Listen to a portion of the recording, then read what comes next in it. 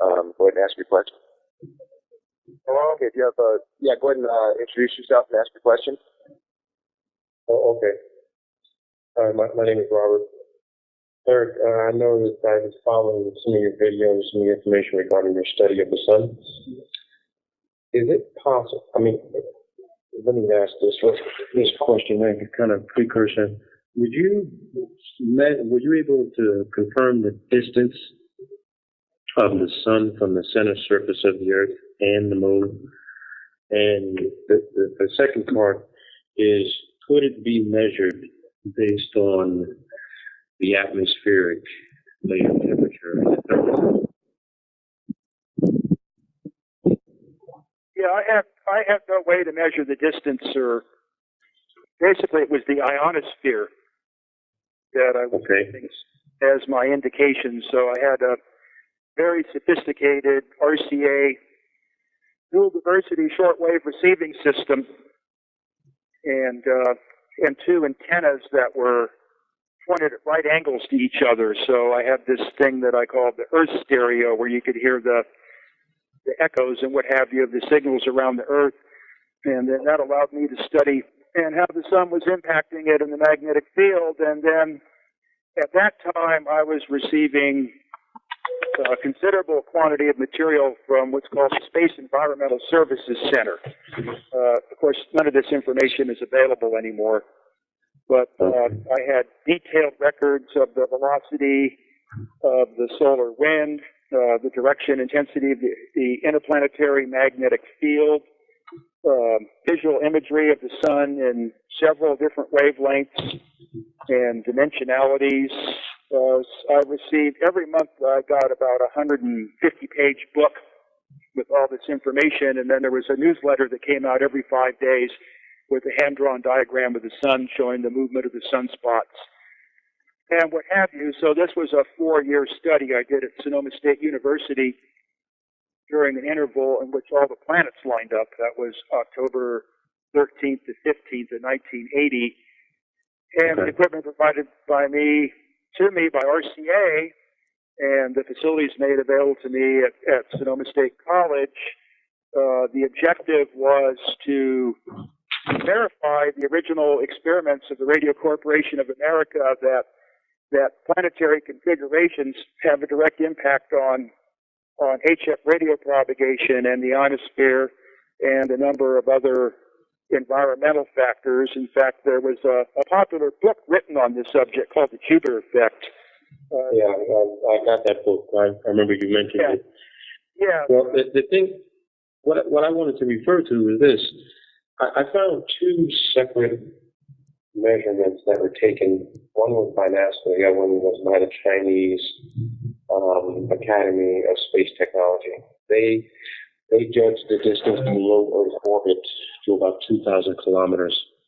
And then I collected several pieces of information to kind of get a median number of what the temperatures were in the thermosphere, which is when you get to the middle, you're at pretty much the high end, and the temperatures consisted in excess of like 1,500 degrees Celsius.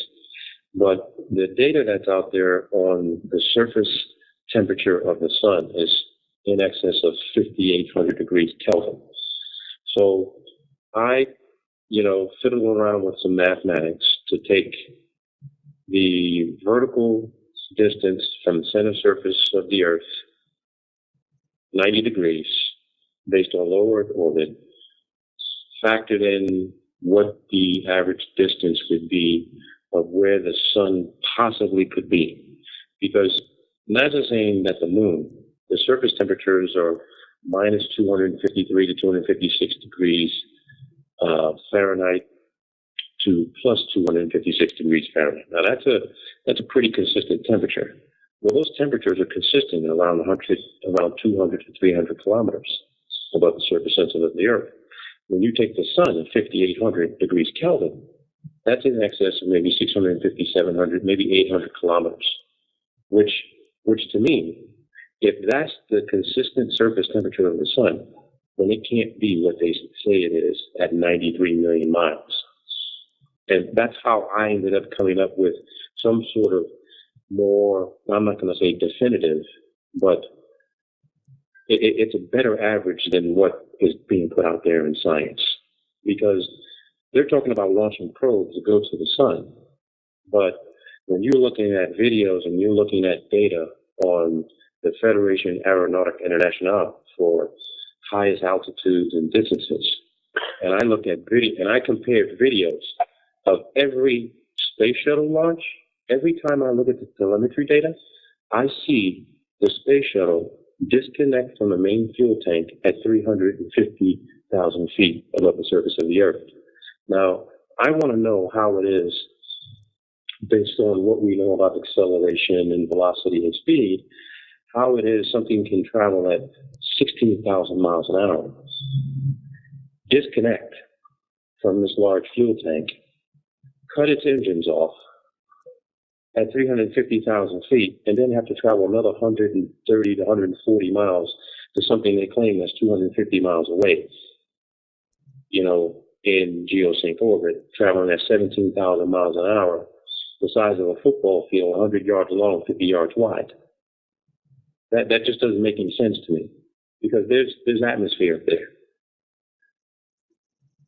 And if the ISS is losing 1.2 miles every orbit, and so would the space shuttle once it got at its velocity, and it has to gain another 1,000 miles to catch up. It's just, to me, the way things are looking with regard to the moon, the surface temperature of the moon, it has to be, for me, when I did the math, I got a mean distance of somewhere between 62.5 to 68 miles. 68 miles. And I've also been doing research on Dr. James Van Allen. He claimed to have launched a 3-foot rocket on a balloon from the University of Iowa in 1957. And somehow this rocket got to 2,400 kilometers from the surface of the Earth in Iowa, from the football field, to measure the Van Allen belts. And this is all in his papers. So at that time, in 1950s, the U.S. Naval Research Laboratory, they drafted a report doing upper atmospheric testing rockets, and nothing got beyond 73 miles. So how can he go to 2,400 kilometers with a 3-foot rocket? See, a lot of this, you're doing a lot of your research, comparing it to a lot of things Tesla's doing. I mean, everything that you're saying is fantastic. But the problem I'm having is that the information that's put out there in the mainstream academia, it's not consistent.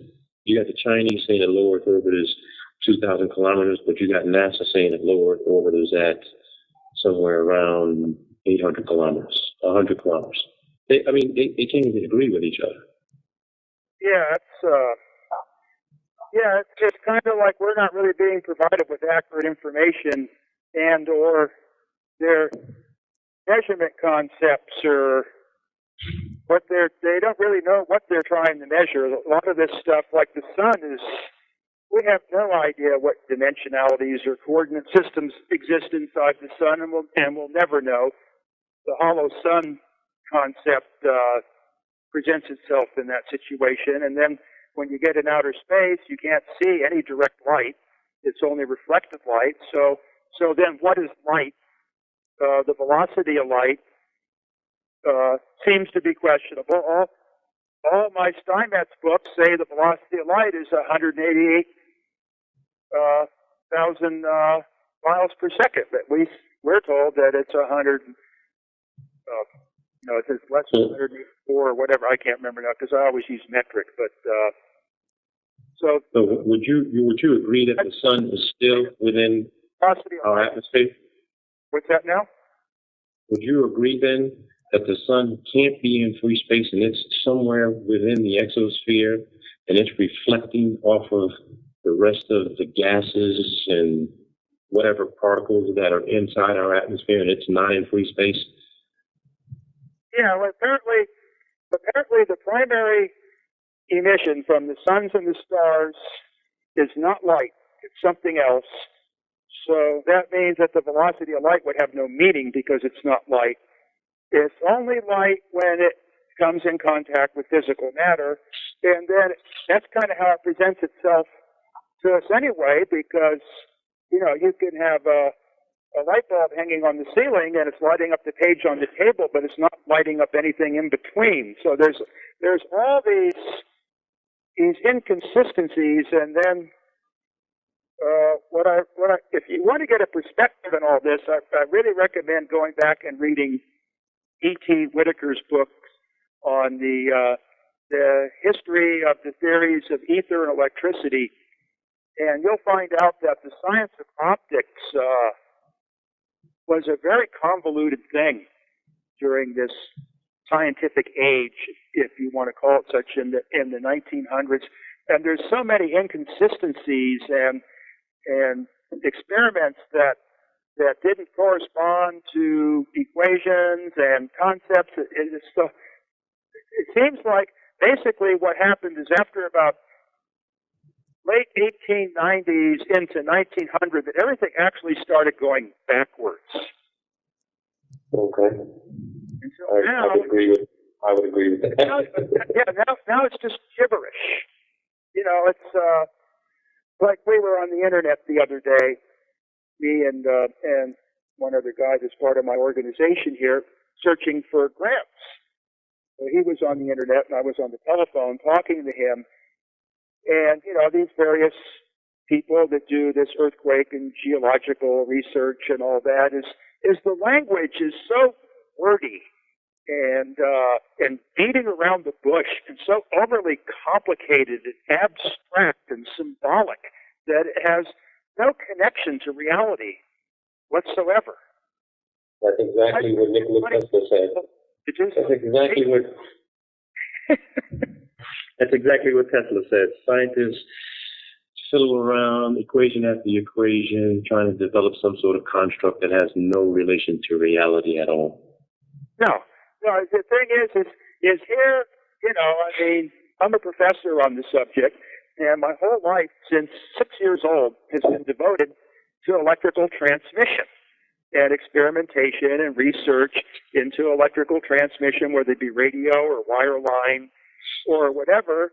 And by the time that I graduated from high school, I was a licensed radio engineer and was a competent electrical engineer, and felt this confidence that, oh, it's all so explainable, you know, and all you have to do is just go run back to Maxwell's equations and you'll find an answer. But that's not true at all. Those things are just projections and shadows of what's really going on. And then in putting this presentation together, and in my most recent studies of the transmission theory, is probably one of the high priests of transmission theory and network theory is a man by the name of Ernst Gilliman. And he really brought the thing to, how would you say, kind of like a level of conclusion and understanding and unification. And in his introductory chapter called The Engineering Solution to the Longline Problem, he points out that there are all these modes of electrical propagation in the boundary between the conductor and the dielectric that have just simply been left out. And then he shows further that the differential equations that we all parrot and that all transmission engineering is based on, second-order differential equations, are only two terms of an infinite series. So Tesla worked strictly by experiment at a time in which everybody was experimenting, and it was all very interactive. You can't say that Tesla's discovered this or Thomson discovered that or whatever. These people all worked very close together and influenced each other. And in the course of these experiments, the one thing that set Tesla ahead of everybody is Tesla was an electrical engineer and the rest of them were academians. And because Tesla was an electrical engineer, he could perfect the apparatus far, far beyond what any of these university professors could do, because they were still fooling around with stuff that Faraday cooked up. And so they couldn't make the discoveries that Tesla made. So Tesla was using this type of electricity called impulse current, which is basically